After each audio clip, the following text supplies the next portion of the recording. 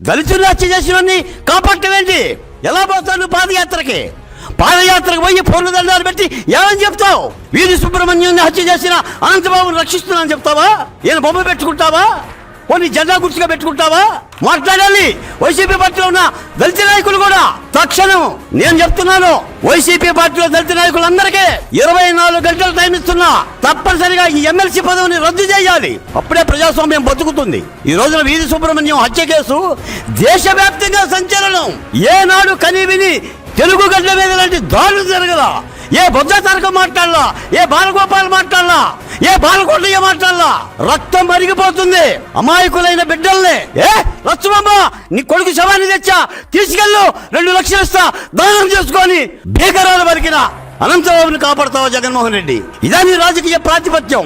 ఇలాంటి నేర ప్రవృత్తితో ఏం చేస్తావు? ఇదేనా రప్ప రప్ప అంటే? రేపు 29 అధికారానికి వస్తే ఏం చేస్తావు? ఇప్పుడు ఒక అనంతబాబు ఉండు, రేపు 10 మంది అనంతబాబుని పంపిస్తావా?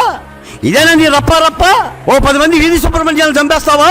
ఎస్సీలని, ఎస్టీలని, బీసీలని ఎన్ని హత్యలు చేశావు? నువ్వున్న తాడేపల్లి పక్కనే ఉన్న సీతానగరంలో ఇసుక దిన్నెలో జరిగిన వరుడిని కట్టేసి వధువు మీద అత్యాచారం జరిగితే అందులో ఉన్న నిందితుడు వెంకటేశ్వర రెడ్డిని అరెస్ట్ చేయలేకపోయావు. నీకు ఆ 2 పదాలంటే మరి ఏం మమకారమో నాకు తెలియదు.